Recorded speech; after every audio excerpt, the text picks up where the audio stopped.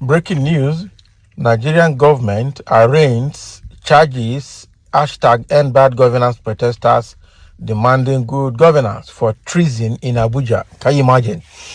So the people that protested, that they arrested, they have now arraigned them in the court, charging them for treason.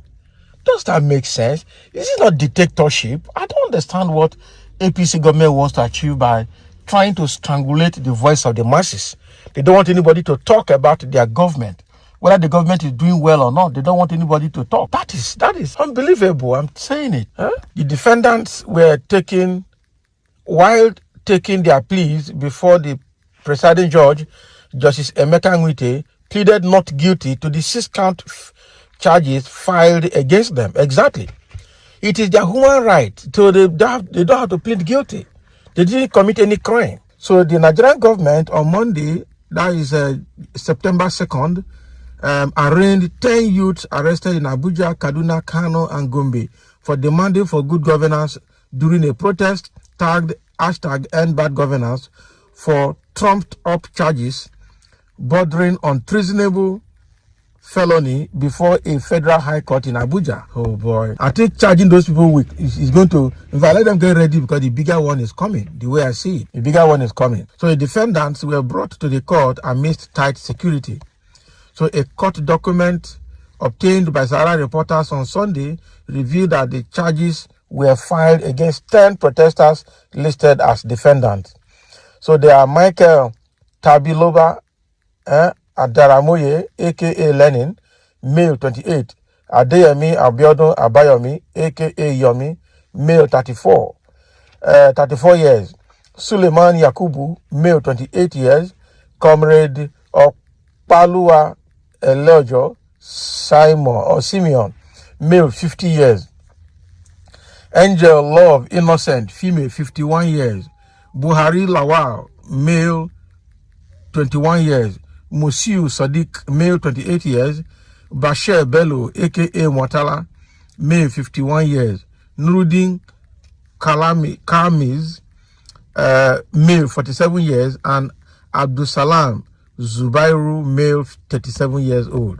So Abubakar Mashal is appearing for 1st to 4th defendant.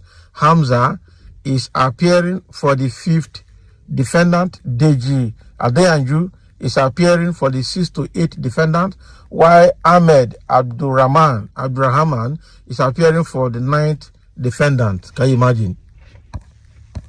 This is bad, I'm telling you. This is bad. So why are you not charging them for treason? What offense did they commit? Just, airing their view, just protesting against bad governance, you are putting them, putting charges on them, saying they have committed treasonable felony. How did they commit treasonable felony? What are the charges that you have put on them? And good enough, all of them have pleaded not guilty, because the truth is that protesting is fundamental human right. The question is, did you catch them destroying properties? Or if other hoodlums that destroy some properties, are you hanging those activities on these people? Because it looks like these people are not collecting or receiving the collective punishment for everybody protesting in Nigeria. And I think Nigerian youths, everybody need to stand up for this and demand their immediate and unconditional release immediately, because putting them to court doesn't make sense. This is democratic setting. Okay? The question is, did you catch them destroying properties? Did they commit any social crime?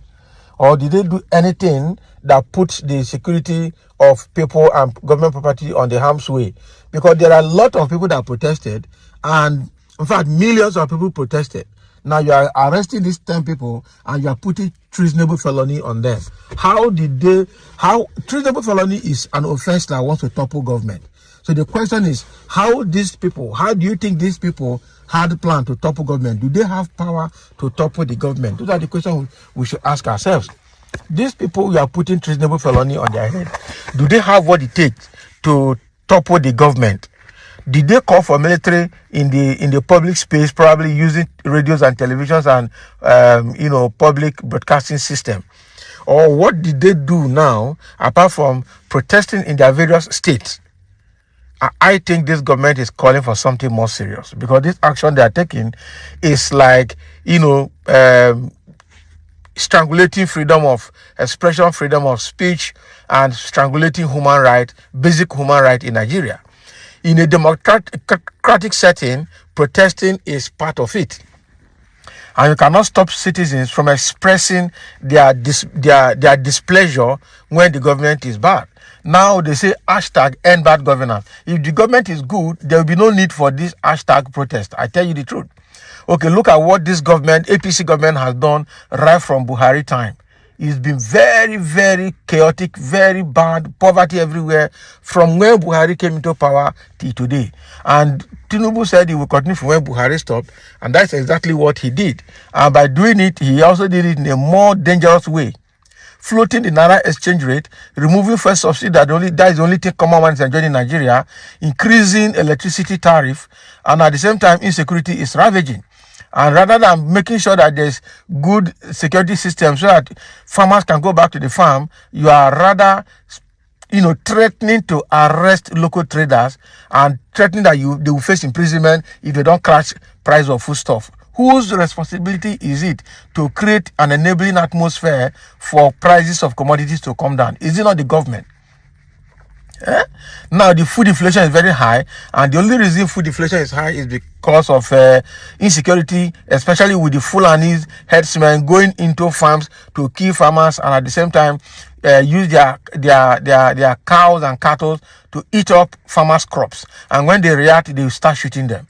So at the end of the day, it is the Fulanis that have caused mayhem in Nigeria that are receiving justice, why the farmers that are supposed to produce and then bring their food from the local farms into the market for people to buy, that the people now bearing the brunt. The next thing the government is saying that if those local traders don't crash the price of foodstuff, they face punishment, or including imprisonment. So all these things culminated into bad governance that led to this protest we're talking about. Okay, so ordinarily, if things are working fine, there will be no need for this protest. The only thing the government can do to stop this protest is to ensure that there's good governance. And if there's good governance, everybody will know, even the blind will know, even the deaf will see. That is it. If you don't hear, you will see. If you can't see, you can hear. That is it. If there's good governance, everybody will feel it and everybody will appreciate it, and there will be no protest. So this government arraigning these guys now for protesting in the court and charging them for treasonable felony, or rather for treason, is the height of human rights violation. I'm telling you the truth. Because if you go and check the charges they are putting on them now, you see that they are all cooked charges. Because I trust Nigerian judiciary system and the government. They will cook up charges against them, and then they will go and start defending the cooked charges. Quite unfortunate. But I think this government need to sit up, because what they are starting, the bigger one is coming. They think that 10 days of protest that are just ended, that it is the end of it. That is why they think they have won. But by the time it comes back again, they will know that they didn't win. And even arraigning these people in court is going to create another arm of the protest, another section of the protest. I'm telling you. So thank you for listening. Let's have a comment over what these people are doing. I just hope that at the end of the day, these guys will be released.